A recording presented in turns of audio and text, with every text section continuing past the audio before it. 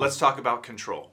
I was a part of a ministry that when someone left, they were often demonized and you were told you're not allowed to associate with them anymore. This happened to me on a few occasions where someone that I was close to, that was a part of the church, part of leadership, left, and I was told I wasn't allowed to associate with them. The first time was when a pastor on staff was no longer a part of the ministry, and myself, along with other leaders and interns, were told we're not allowed to associate with him anymore.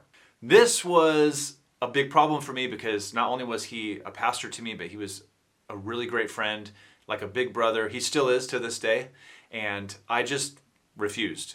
And that kind of just went nowhere and we moved on. The second time was a friend of mine who she left and I was told not to associate with her, and I actually did cut her off. I remember when it happened, we were in the parking lot and I just told her, hey, I'm not allowed to talk to you anymore, and there were tears, and I actually really regret that.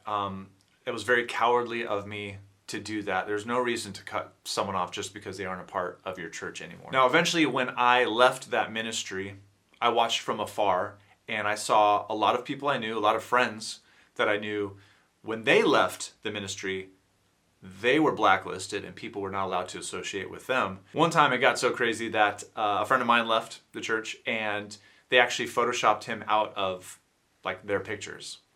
It's kind of funny. The reason this is such a red flag is because no pastor, no spiritual leader, no mentor has the right to tell you who you can associate with, who you can marry, what job you should have. None of those things. They're there to give you spiritual guidance, point you in the right direction, but ultimately, it's your choice, it's your life.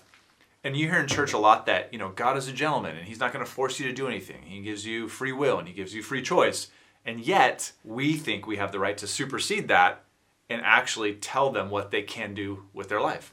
This is a big red flag because once someone has that kind of control over you, they rarely relinquish any of that control. In fact, they usually try to get more control. This is a funny little bonus to that story. It's not funny, but it is funny now. At my wedding, the pastor that was over the ministry, we'll call him Pastor A, he was officiating my wedding. And the pastor that was excommunicated, we'll call him Pastor B, he was in my wedding party. He was a groomsman. They were both at the wedding, and I found out a few years later that at that wedding, Pastor A went to Pastor B and confronted him and basically just told him, hey, just so you know, you're not a pastor. And I thought that was so wild to do that, A, at someone's wedding, but B, a great leader doesn't need to tell everyone that he's a leader all the time. They just follow him. Thanks for listening. Stay tuned for part 3.